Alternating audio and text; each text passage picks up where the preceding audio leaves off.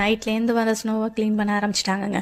மழை எல்லாருக்குமே பிடிக்கும். பட் பேஞ்சிக்கிட்டே இருந்தால் சத சதா இருக்குது, கடுப்பாக இருக்குன்னு ஃபீல் பண்ணுவோம்ல.